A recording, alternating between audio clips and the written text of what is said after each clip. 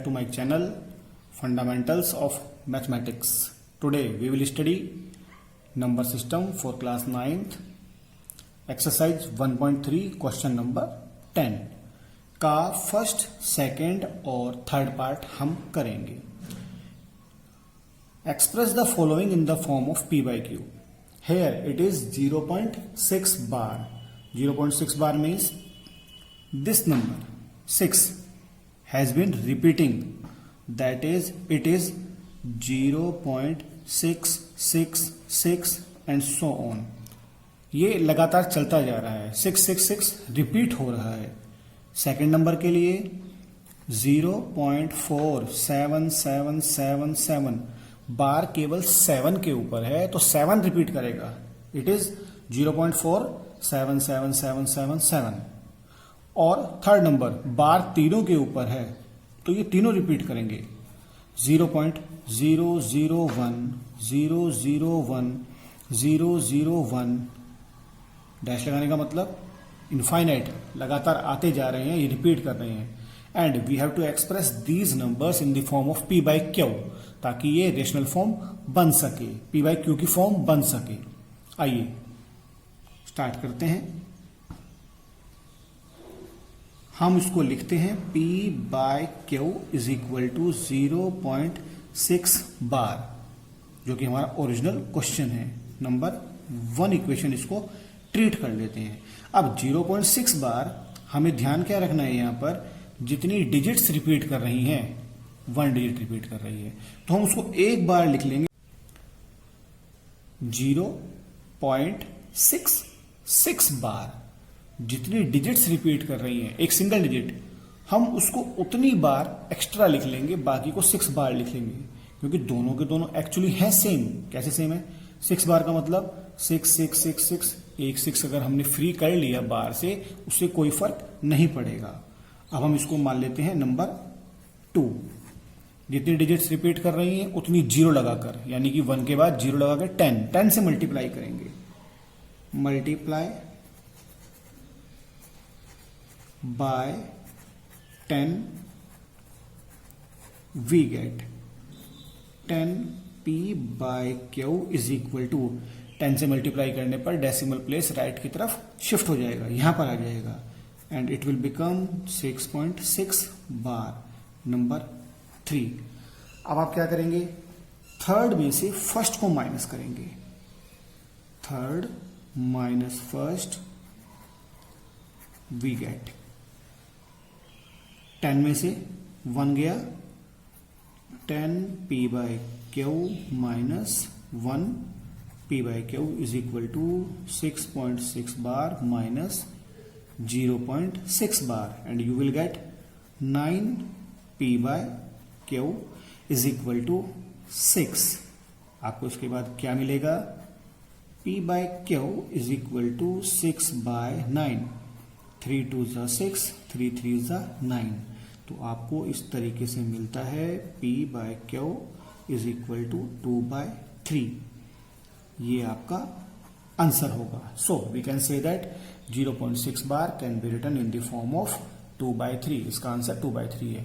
अगर हम 2 को 3 से डिवाइड करें तो हम काउंटर चेक कर सकते हैं, वेरीफाई कर सकते हैं कि आपका आंसर यही 0.6 बार ही आएगा.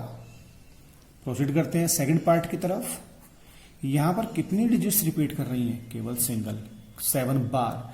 इन दोनों क्वेश्चंस में एक बेसिक डिफरेंस यही है, डेसिमल के जस्ट बाद वाली डिजिट रिपीट करना स्टार्ट कर गई थी, लेकिन यहां पर डेसिमल के बाद एक डिजिट ऐसी है जो कि रिपीट नहीं कर रही. तो पहले हम 10 से मल्टीप्लाई करेंगे और फिर ये क्वेश्चन बिल्कुल इसी क्वेश्चन की तरह से बन जाएगा. P by Q is equal to 0.47 bar multiply by 10 we get 10 से मल्टीप्लाई करने पर क्या मिलेगा हमको? 10 P by Q is equal to 4.7 बार. अब देखिए ये क्वेश्चन बिल्कुल इसी तरह से हो गया, क्योंकि डेसिमल के जस्ट बाद वाली डिजिट रिपीट कर रही है. आप इसको दे दीजिए number 1 and this 4.7 bar can be written as 10p/q is equal to 4 decimal के बाद कितनी डिजिट्स हैं जो रिपीट कर रही हैं अब 1, तो आप 1 टाइम फ्री कर लीजिए 7 बार। अब बिल्कुल इसी तरीके से 10 से फिर multiply, again multiply by 10 we get, तो 10 into 10 100 p/q is equal to decimal एक प्लेस राइट शिफ्ट हो जाएगा 47.7 बार।